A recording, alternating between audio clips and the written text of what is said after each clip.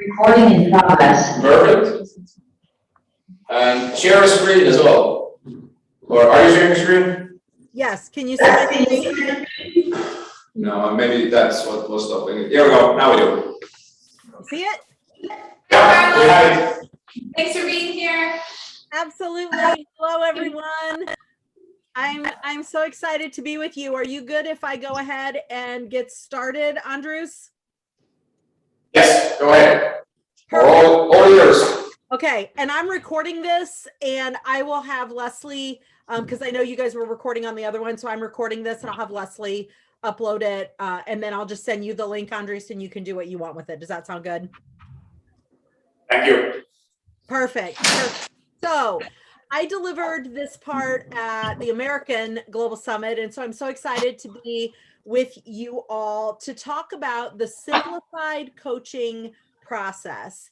And really, when we think about simple, how much more simple could it be for our clients and for us if we were just in the moment with them? We weren't distracted. We weren't doing a bunch of other things. We just got real and we're in the moment with them. And so that's what we're going to talk a little bit about today. This morning, it's this morning here where I'm at, this afternoon where you all are at. But when we think about time, really, when we think about it, the only moment that matters is the present. And so I invite you to step into this with me, to think about this when you're coaching our clients, and to just be in the moment. And so the way I started this at in Nashville is I want to do it the same way here. When you think of a simplified coaching process, I want you to all write down what you think of when you think about a simplified coaching process, and you have 60 seconds to do that. So I want you just to think, what do you think of, and write it down, type it out, whatever you want to do. What do you think of when you think of a simplified coaching process?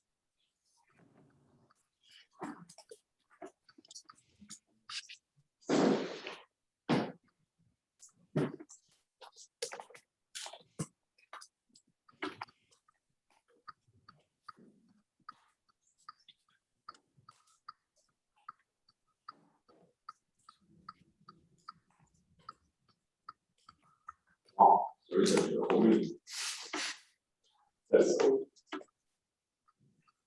few more seconds.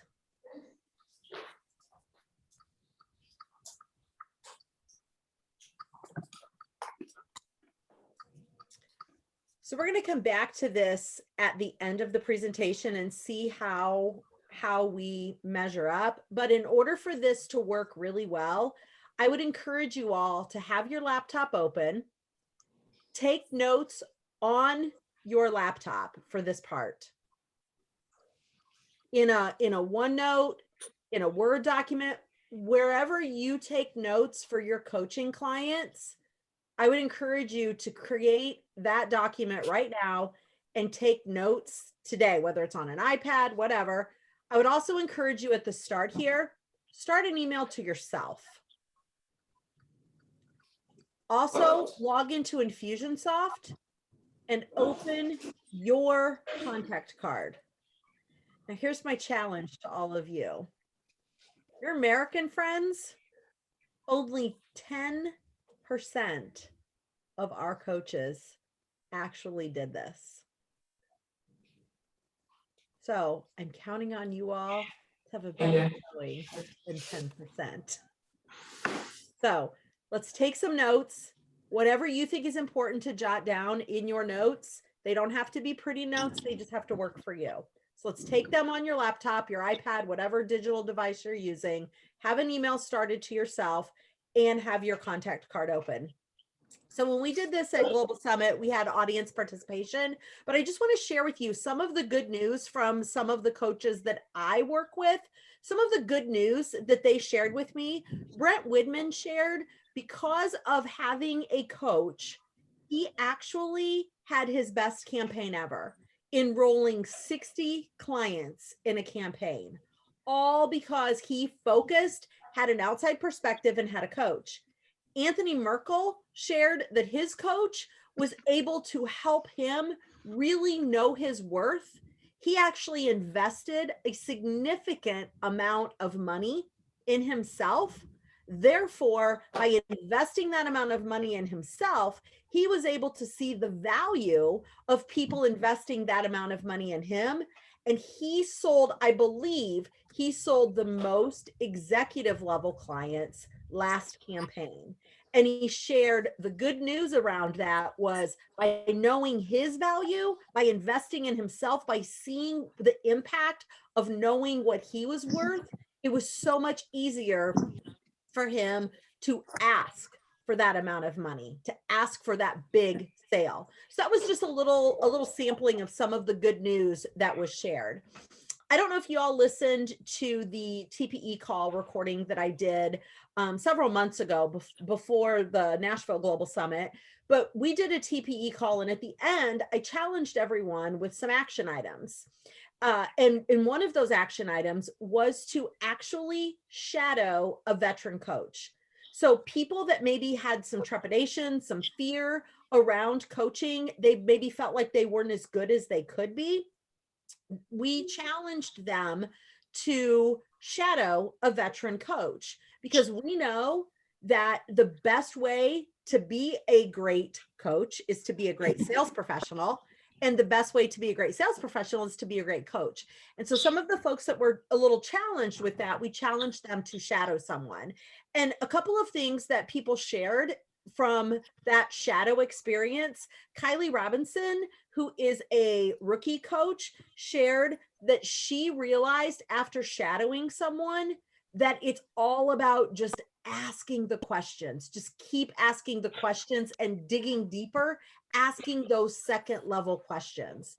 Bruce Cormier, he shared that he understands now why it is so important to follow an agenda, to follow the systems, to put the notes in, to copy the selling coach, to do all of the things that we know are correct to do. He said by shadowing a veteran coach, he realized that it's not only, he didn't only just realize why it's important, he saw firsthand by shadowing a veteran coach and doing some screen sharing how to do it. So those were some of the previous action items that we had talked about and the results that people got from those. Then when we think about numbers and we think about why tracking numbers are so important, we know that when we're efficient with our coaching process, we're led to better referrals, to higher retention, to better results, more income, more money for the client and for us. And so we dug into some of the numbers, and these are some of the coaching clients that we've worked with. This gentleman is Jay Townley. By working with his coach for over 108 calls, his revenue has increased by 70%. And that equates to about $3 million, $3 to $4 million. So that's why it's important to know our numbers.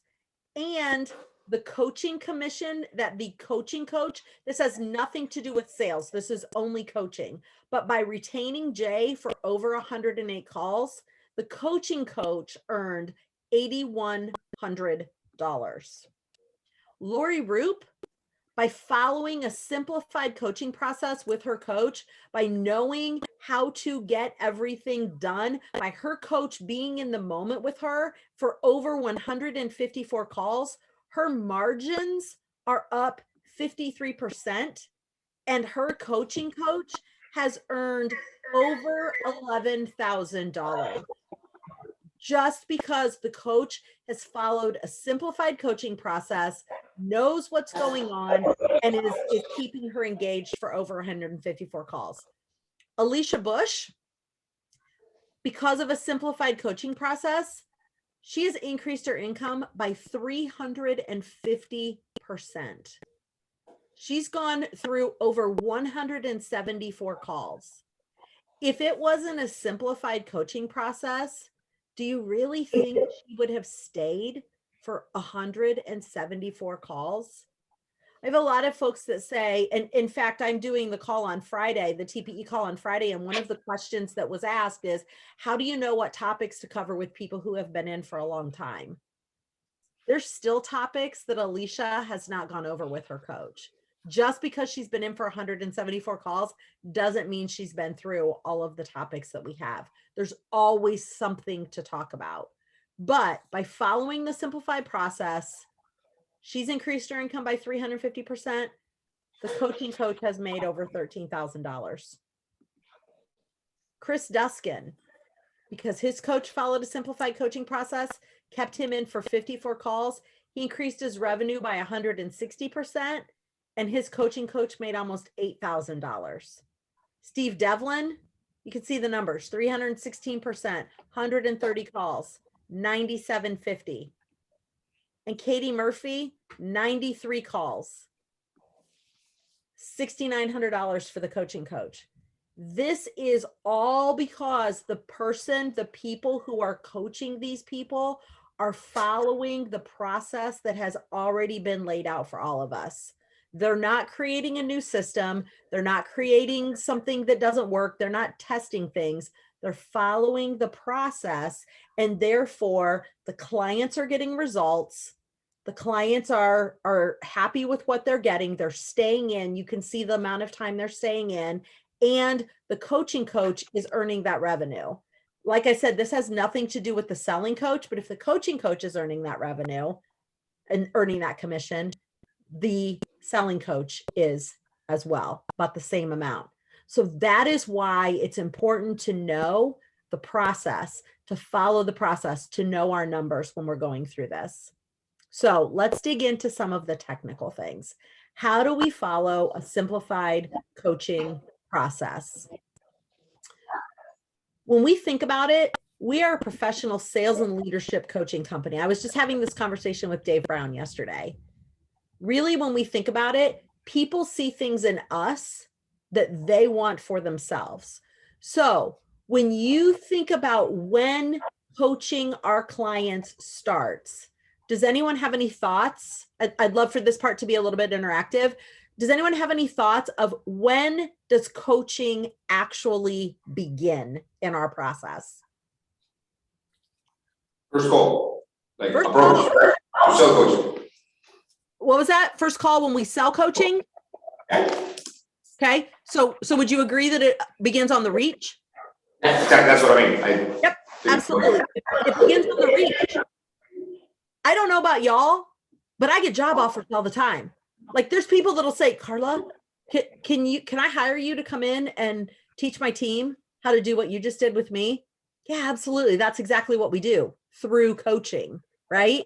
But coaching begins on the reach. So that leader, that manager, if we're calling a BAP, that sales professional, they need to see exceptional sales skills in us before they're ever going to say yes to us. So coaching starts with how we perform on the reach. You're going back. Sorry, you had it for a second, but now you're back, I think. I'm back? Okay. So I want you to think about those of you that have been around for a while, or some of you may be fairly new. How does it feel when you pass off a sold client? You work so diligently to enroll this client, through a BAP, through a workshop, through however you enrolled them. You work so diligently, and then you just pass this person off to somebody you've never met. For you guys, you may be passing them off to somebody who lives in a country you may or may not have ever been to.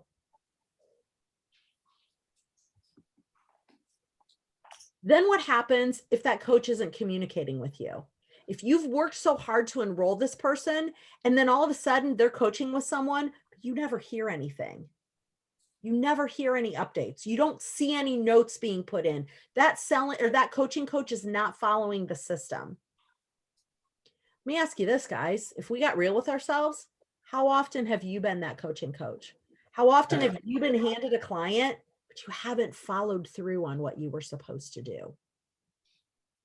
So we're going to talk about some techniques. But before we do that, I want to share with you my experiences. I had a huge fear when I first started I was assigned a client. Her name is Darlene Boyd. And it's kind of ironic that we're doing this today because I just had a call with Darlene on Monday. What is today? Wednesday? I had a call with Darlene on Monday. And I was sharing this story with her, and she just laughed hysterically when I told her what I told everybody. But at that moment, Darlene was making more money than I had ever made. She was a strong, strong fighter. And those of you that know me well know that I'm a strong fighter as well. But 8.5 years ago, when I first started at Southwestern, I was intimidated by Darlene. I was scared to death. And oh, by the way, the person who sold her coaching was Dustin. Dustin enrolled Darlene, and then I got her as a client. I called Dustin. I'm like, Dustin, I'm scared to death to coach her. I don't know what to do. And he said to me, Carla, follow the process, follow the system. You will be fine. You were hired here because we believed in you. You all were hired here because we all believe in you. Follow the process and the system.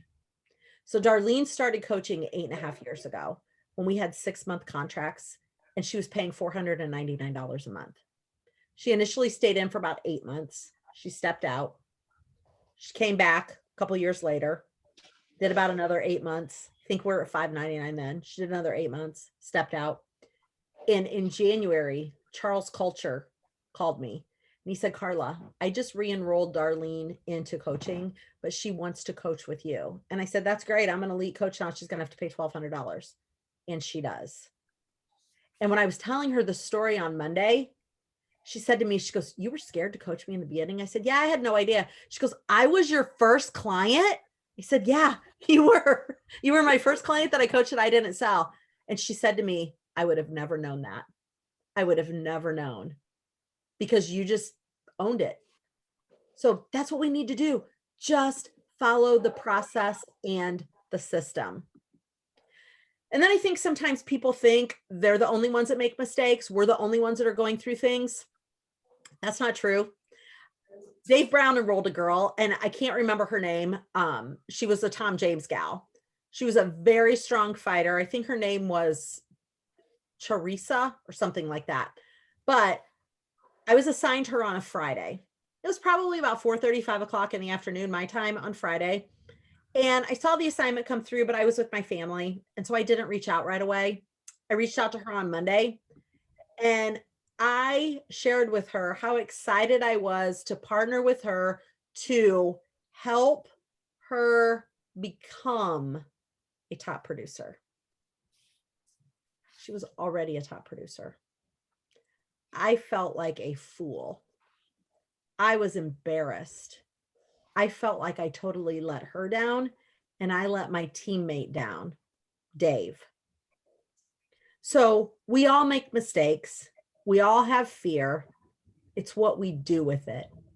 So here are a few techniques that you can go through and think about. There's 3 big do's and 3 big don'ts that we want to cover when we talk about coaching our clients. The first big do, and we're going to dig into each one of these individually.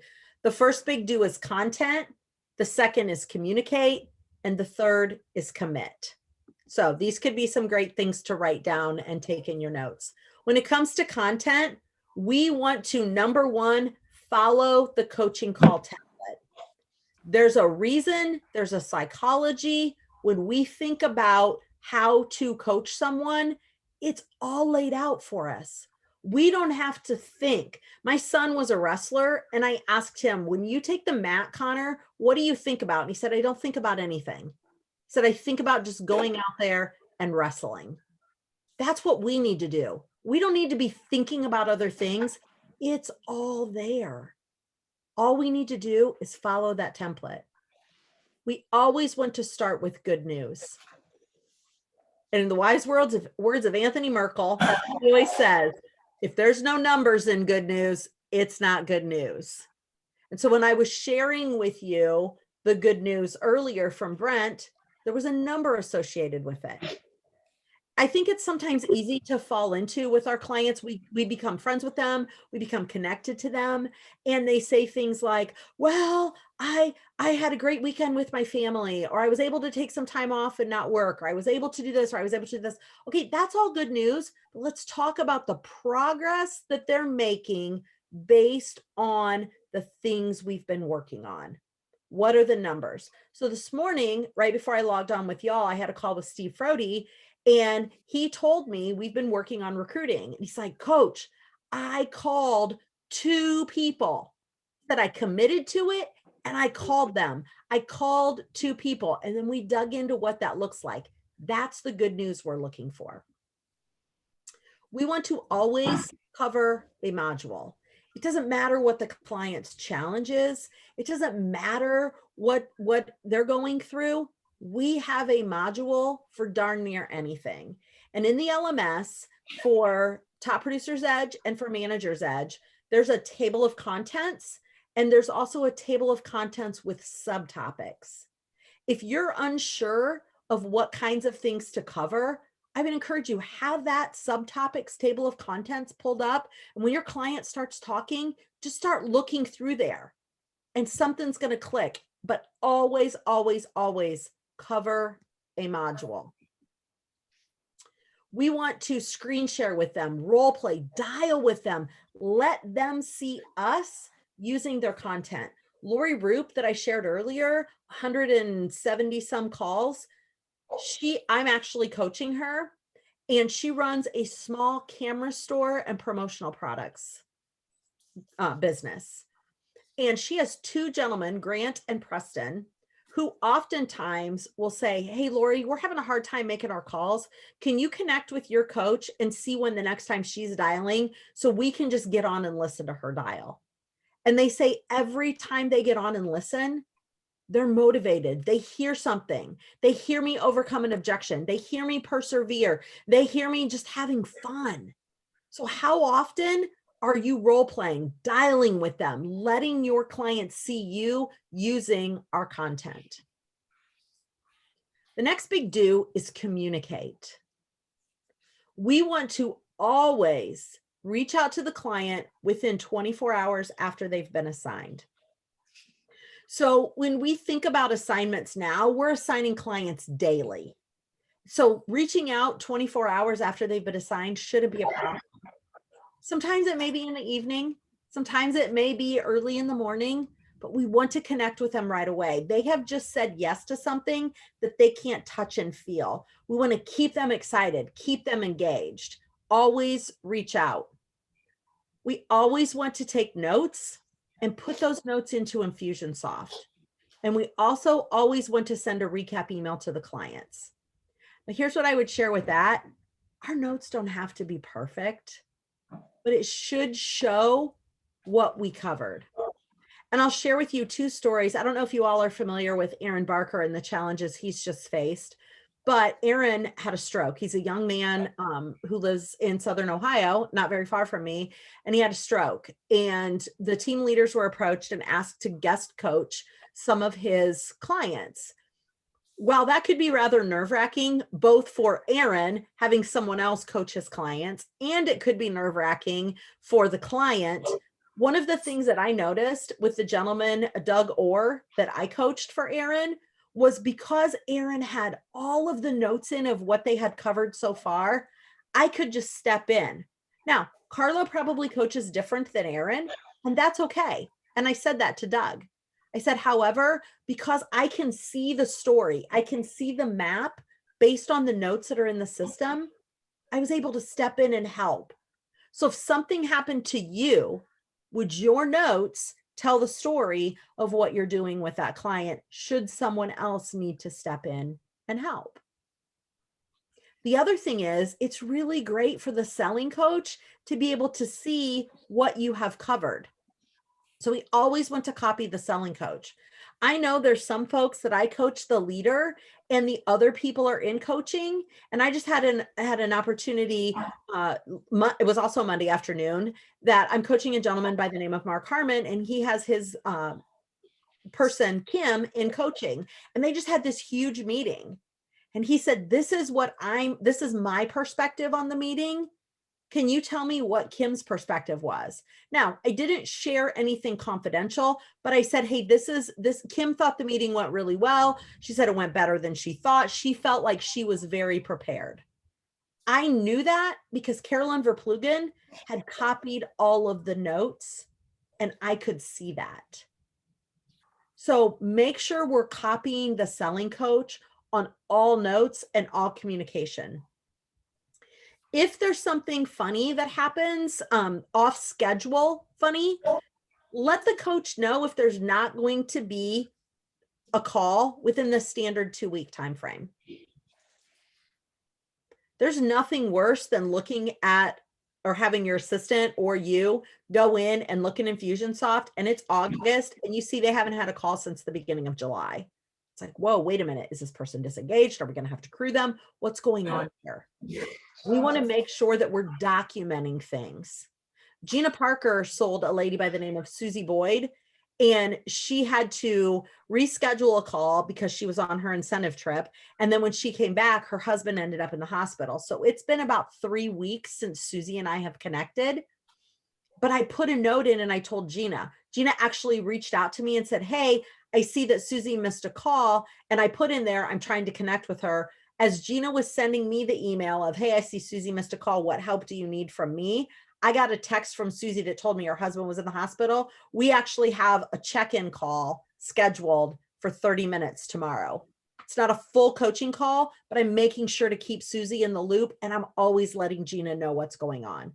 So always copy the selling coach and put the notes in there. We also want to check the call ticker and payment information before each call.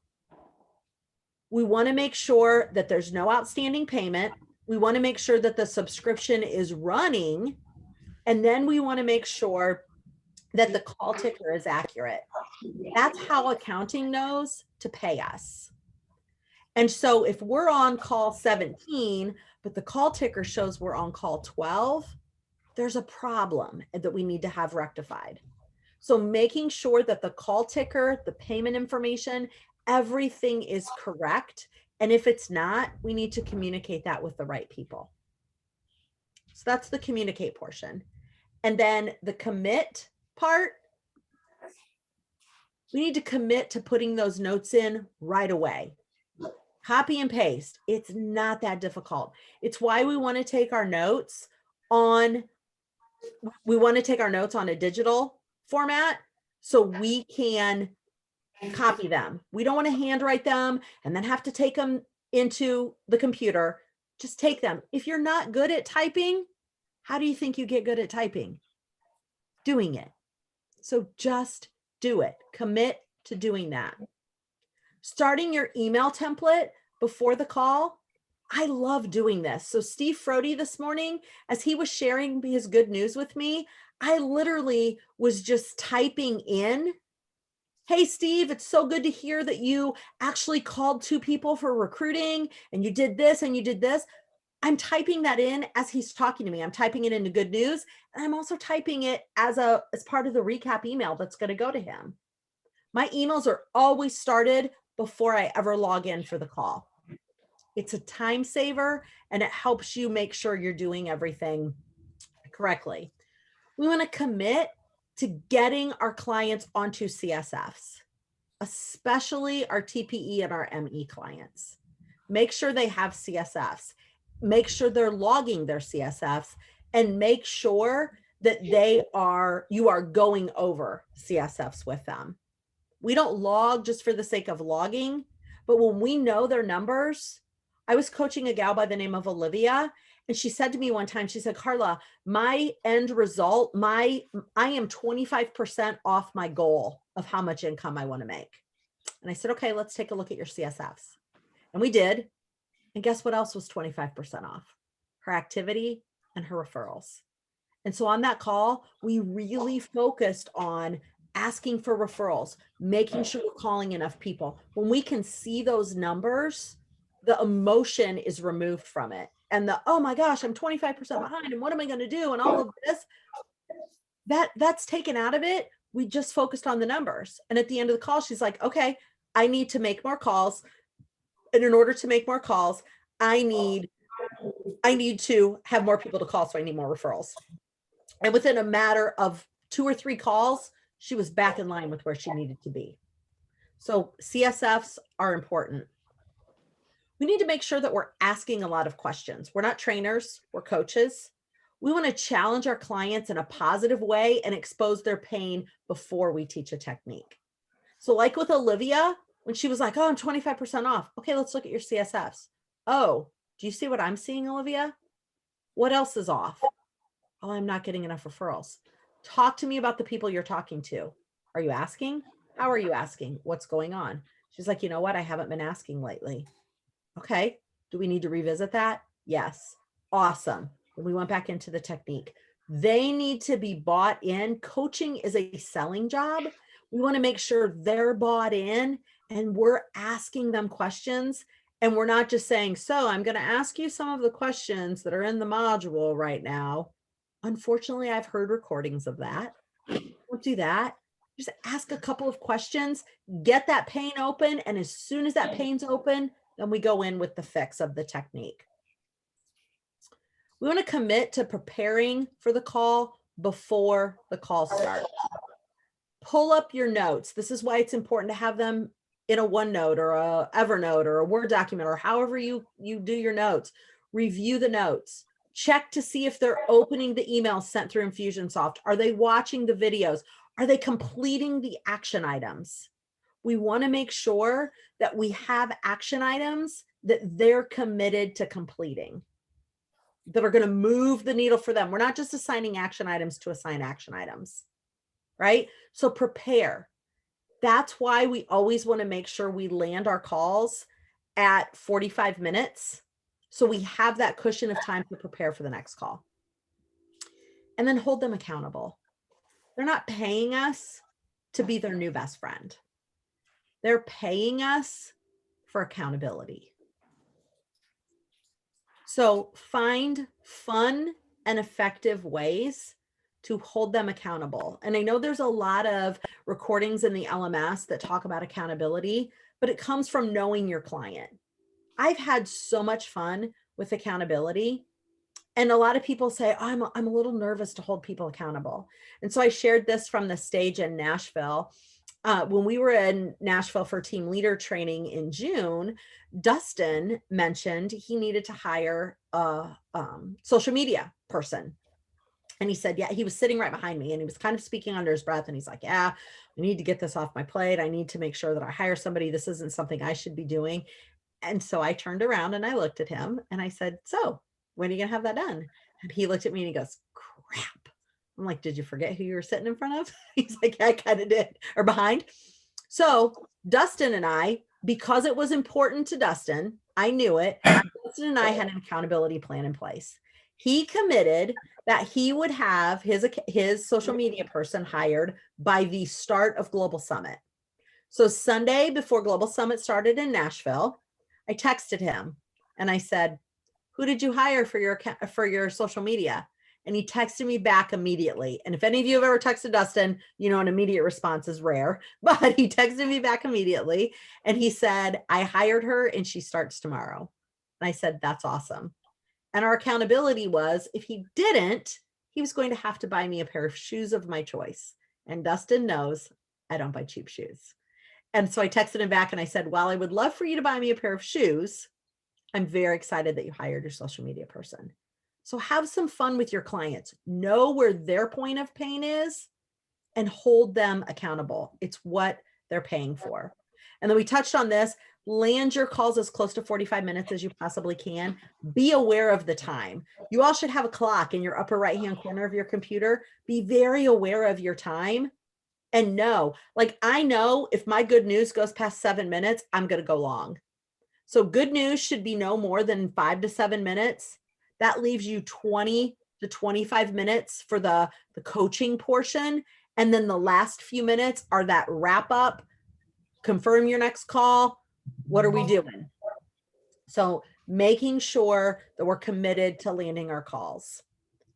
and then putting things in their file box. This shows they're committed to the program. So anything they email to us, a schedule, a final draft of a script, anything that a vision board, anything that they're doing, make sure that we're loading that into the file box. That way the selling coach can see it. And if there's ever a dispute of, well, I didn't get anything from coaching, if there's things in the file box, we have proof that yes, they did get things out of coaching. And we can go back and reference those things and see what they're actually doing. So that's the commit part. This is one of the things I use to commit, to make sure that I have my coaching schedule organized. So we all know how important batching is. So this is a copy of my Excel spreadsheet that I use to put in all of my coaching clients. So I know who I'm coaching Monday, Wednesday, and who I'm coaching Tuesday, Thursday. If you all want a copy of this, just shoot me an email and I'm happy to send you a copy of it. But this is something that I've committed to keep my coaching organized.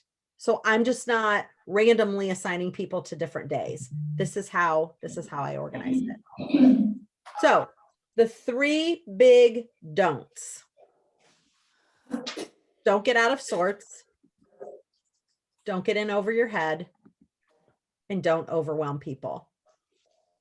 I look at this as the 3 C's are the do's, and the 3 O's, like, oh no, don't do these things. Okay, the first one is don't get out of sorts. We don't drive and coach. We don't run and coach. We don't do our laundry and coach. We are stationary. We want to make sure we have coaching integrity. I always like to think, if my client was sitting right here next to me, if the selling coach was sitting right here next to me, if my team leader was sitting right here next to me, would I be proud of what they saw me doing? So we need to have coaching integrity. Unfortunately, I've heard of this happening. We don't do our hair, fix our makeup, fix lunch, dinner, refill our water, grab a coffee, any of that. The client can hear when we're doing something different. The client can tell if we are distracted. So we need to be stationary, not get out of work, because if we're doing other things, we are not in the moment with our clients. We are not making this simple because our mind is going 47 other directions. So we need to not get out of sorts, keep it simple, and be stationary. We don't want to get in over our heads. We're coaches, not counselors. We coach on our content. Our content is amazing. It's one of the things that makes us so unique and so successful. And so we want to make sure that we are only covering our content. Now, with that being said, you need to be you. You need to be yourself. And it's okay to pull in some of your experiences and tell some of your stories, how this content, this technique has helped you. Today, when I was coaching Steve Frody, we were talking about the Grow VP technique, and I was telling him how I've used it for recruiting. That's still covering our content, but being Carla. I'm not making up something that's not Southwestern and coaching Steve on that. We have a plethora of content that we can use. If we see that someone needs help beyond us, don't be afraid to refer them.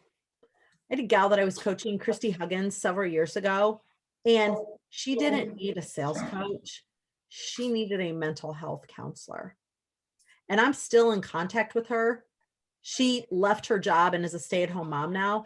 I'm still in contact with her. And she shared with me, she said, I'm so impressed that you actually said to me, Carla, or Christy, you don't need a sales coach, you need a counselor. So I'm not telling you to pass people off. That's not what I am telling at all. But we, like in our call one script, we are coaches, not counselors. I would encourage you to remember that. And then we don't want to pretend to know something about a topic that we're not well versed in. This is why it's so critical to know our content. to listen to coaching calls, to shadow coaching calls. I've had several people reach out to me and say, hey, I need help with coaching someone on vision. Do you have a call coming up that is you're coaching someone on vision? Or I have a hard time holding somebody accountable. Do you have somebody that you have a hard time holding accountable that I can shadow? Or there's a ton of calls that are recorded. Just reach out and ask your team leader, ask a veteran coach to shadow if you feel like you're in over your head, if you feel like you don't understand the content. And then the coach's certification, we all have access to that. You can go back through that at any time and relearn that content. So don't get in over your head. And the final don't is don't overwhelm the client. When we think about time management, closing, referrals, overcoming objections, any of those things, recruiting, any of those things, we can't cover that in 1 hour, in 45 minutes. We can't cover all of that. We need to break it down into chunks. When we talk about closing, it usually takes me 3 to 4 calls to get someone all the way through the closing module if we're doing it properly. So don't overwhelm them. People didn't sign up for coaching to be trained. So we need to really embrace conversation with them, ask them a lot of questions. How do you see using this? What are the words that you want to put around this? Really break this down into digestible chunks for them. We don't want to just ask the discussion questions without any discussion, right? We don't want to say, for example, in the vision module, so do you have a 1 year, a 5 year, and a 10-year vision? Oh, no, you don't. Okay. If you knew you wouldn't fail, what would you do? If this, if that, we want to encourage discussion. This is asking the question and then engaging them. Do you have a 1 year, 5 year, 10-year vision for your life? No. Oh, okay. Let's stop here. 1 year from now, where do you want to be? It's asking those second level questions.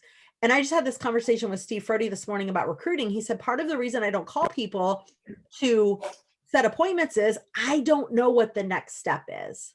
And through a great conversation, what we realized this morning is we don't always have to know what the next step is with our clients, with our recruits. If we ask the right question, the next step will be revealed. If we ask them about their 1 year vision and they don't have one, the next step is we need to ask them the questions to help them create their 1 year vision.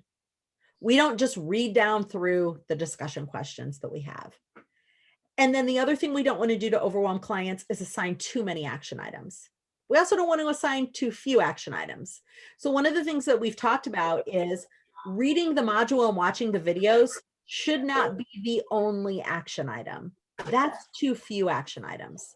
So for closing, for example, some good action items are, out of the 5 closings that we went over today, pick the 2 or 3 that you think will be the most impactful, not the most comfortable, but the most impactful for you.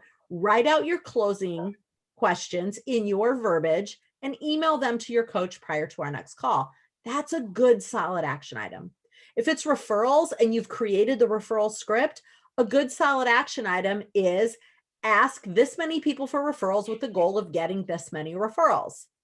So we want to make sure that we're assigning action items based on the content that we're covering, that they can see the needle moving.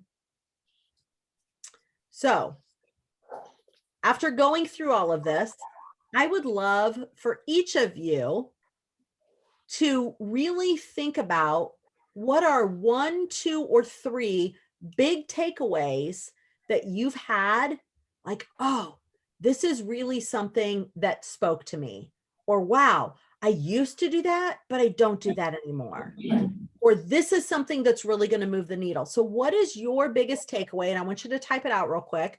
What is your biggest takeaway from going through this content with us today?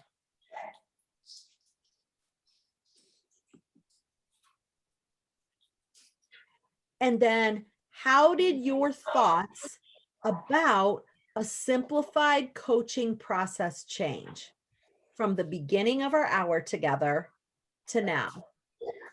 What have you realized is different? what do you think a simplified coaching process looks like now?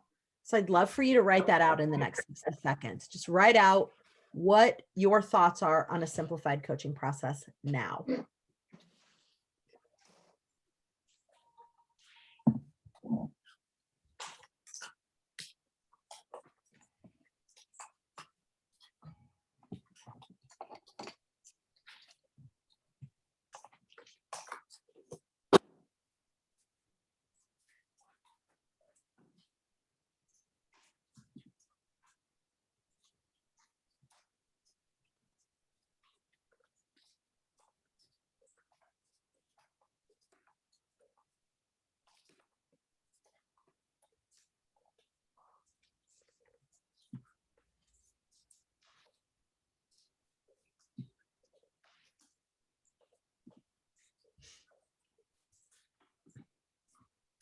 So once you have all of that written out, what are you committed to doing moving forward?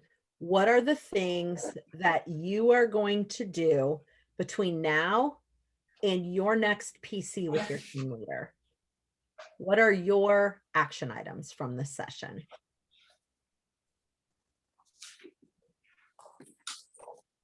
And when is your next call with your team leader? You can type that in your notes.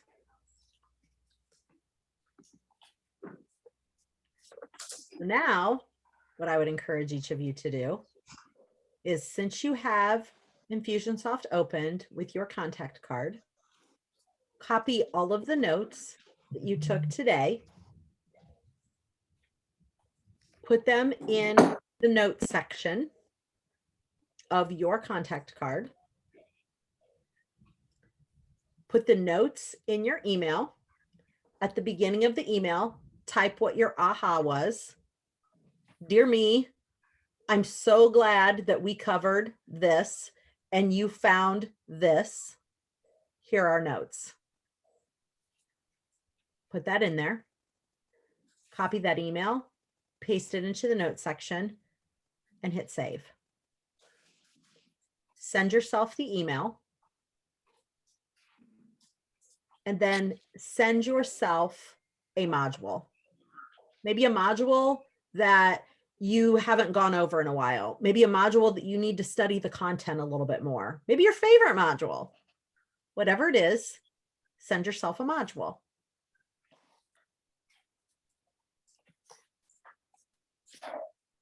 Carl, I'm gonna send myself time management.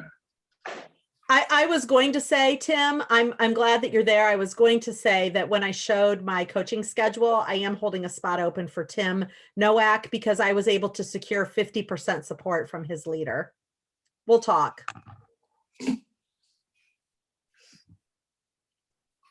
So, as you look through what we just did, do you all see the simplified process that we followed? Does anyone see what I just walked you through? Coaching call. Yeah. It was a coaching. Thambit, yes, a coaching call. We just walked through a coaching call. We started with good news. We then went and covered previous action items. We covered CSFs when we talked about numbers. We had our discussion, 3 big do's, 3 big don'ts. That was our topic of discussion. We went through what are our biggest takeaways from this call? What did we learn? What are we committed to? What are our action items? And when is the next call with your team leader? A simplified coaching process follows a simplified coaching template. And if you follow this process with your clients, you are going to be amazing. You are going to be marvelous coaches. And our coaches, our clients are going to get amazing content from us and be some of those people that are in for 56, 75, 195 calls. And it's because they see the value. And it's all because we follow a simplified coaching process. So Andres, I have a takeaway that I can email to you. It is a template that has the the simplified coaching process on it. And then at the bottom, sometimes we get into this headspace. I know myself included. When I left Global Summit, I was like, yeah, this is amazing. I'm going to do great things. And then we get home and it's like, oh, I got to do this all on my own. Right. So sometimes our mind is not our friend. So at the bottom of this template that I'll email to Andres and then he can forward to all of you, there's a place for you to write your affirmations on how you will stick to using your simplified coaching process. So I'll send that to you, Andres. I have a call here at the top of the hour that I have to get on, but I will send that to you when I'm finished with that call so you can forward it to your team. Perfect. Thank you, Carla. And could you, send the recording and PowerPoint? So I will. It was great to see all of you all. Have a marvelous, marvelous time together. And until we talk next, y'all be marvelous. Marvelous. Guys, hope to see you in January. See you. Yes. That's Bye-bye. how we run. Now let's divide them. It's a brand